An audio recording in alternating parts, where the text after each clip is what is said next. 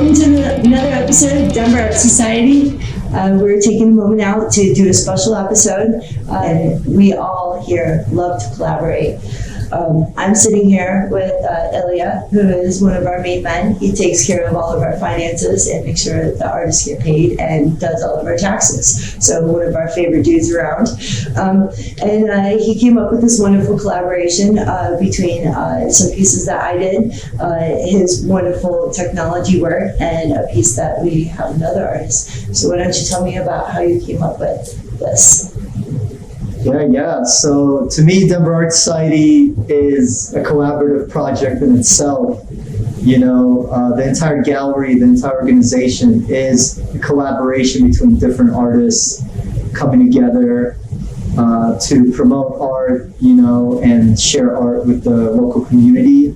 And so collaboration, I think, is really important for Denver Art Society and for the Denver art scene overall. I feel like some of the best art comes through collaborations between different artists. So we were hanging out up here one day in the treehouse, the upstairs Denver Art Society studios, and there was a couple of leftover pieces from a few artists. This surfboard here is a work by Joe Benson, also known as Indiana Joe, and he's an action artist. He would say he's a splatter artist, and he does some really cool stuff with splatter art, and really bringing that back, really bringing back action art. And he's done some cool stuff. And one of his projects was a surfboard. It's a full size. I think it's maybe 8 feet, 10 feet, something like that. We have to measure it. But he brought in the surfboard, and he, as you could tell, he did his thing, splatter art with acrylic.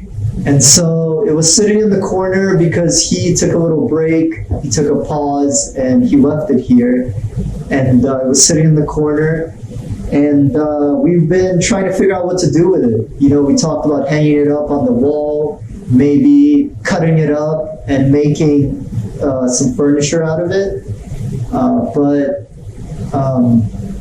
another artist, Michelle here, also does some really cool stuff, and she, one of her projects is putting the Supreme logo on things, and she had some bricks, some cement bricks, sitting in the corner, which she painted red with the Supreme logo.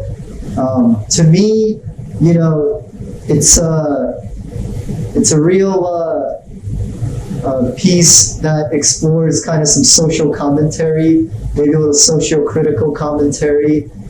Putting logos on different objects is very popular.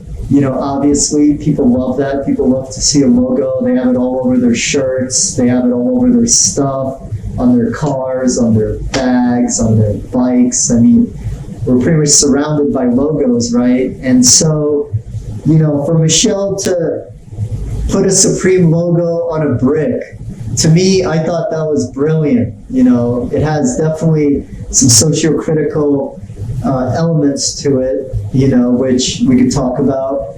But I saw those bricks in the corner, and then it just kind of came to me.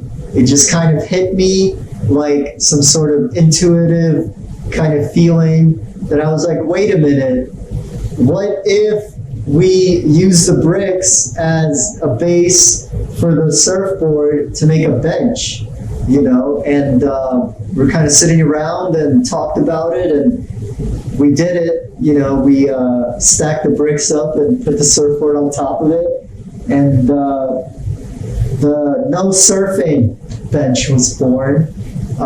We call it the no surfing bench because one of the concerns we had is people jumping up on it to pretend like they're surfing, which is expected.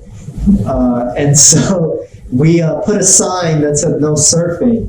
And one thing led to another, and it evolved into this project we call the No Surfing Bench. I feel like the two artists have really different styles and different perspectives and different mindsets and the way they approach art. And for me, when I saw the possibilities of putting it all together into this piece of furniture, I feel like it really is a representation of what we do here at DOS. We connect artists together. We connect artists to the general public, and so anyone could come up here to the Treehouse Studios on a first Friday or throughout the week, and come up here and sit on this bench and experience what it's like, but no standing up on it and pretending like you're going to surf. That is not allowed. And so, yeah. I think that's awesome.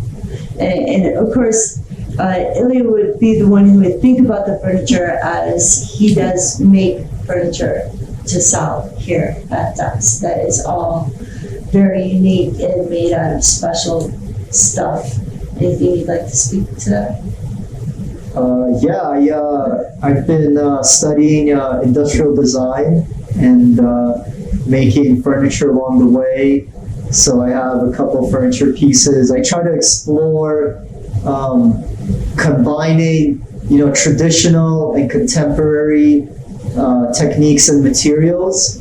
And so, so I'd have a pretty contemporary looking piece of furniture, but it's made out of hardwood with fine woodworking joinery, things like that. I explore different techniques on using the CNC machine to do some interesting pieces. And so, I was really excited when we got this bench together, and I feel like it's a really cool project, and we're gonna bring it downstairs as well to the main gallery, and see how that works out. I'm excited. I hope that it encourages more artists to collaborate and do things with what they have and make more wonderful ideas together. I know that this is just one small little piece, but I'm very excited to have been a part of it. I originally brought the bricks up to hold up the middle of the table when we had before we got the nice table in the meeting room.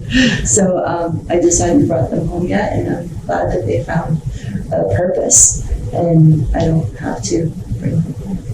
Well, do you want to talk about the bricks? What made you want to put the Supreme logo on some cement bricks? Well, it is in line with my artwork that I do on my wall. A lot of my Supreme work is all of everybody's most favorite fluffy furry friends, all dolled up in our best, most aesthetic hip gear that is possible.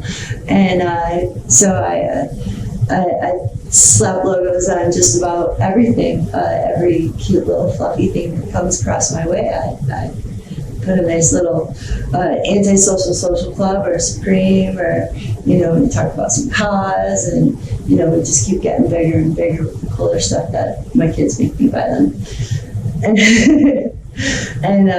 So I was part of my when I was doing the farmers market for DOS, the summer of COVID, when nobody was allowed to do anything. And I was out there trying to support for us, and that was what's holding down the tent to get people to come in to look at the Supreme paintings that were inside of it. So so that's what drew me to do it in the first place, was just keeping my tent from blowing away while I was doing our volunteer hours at the farmers market. So you needed some bricks for the tent, and you figured, why not Put Supreme logo on it. Why not make them Supreme? I mean, if they're going to be my bricks, they have to be Supreme. That's the way it rolls. Yeah, I mean, to me, you know, the socio-critical nature of it, I think, is obvious, right? I mean, we put logos on everything, and to put logos on cement bricks, I think, is, you know, commentary on our obsession, you know, this runaway consumer culture that we're all very much engrossed in. I mean, if you look around any place, anywhere, you're going to be surrounded by logos, right? And so, you know, it would be interesting to explore, you know, different ideas, maybe different possibilities with, you know, putting logos on different, you know, structures where you wouldn't expect a logo, maybe, you know? Absolutely. Can you imagine what they're going to charge for those rights?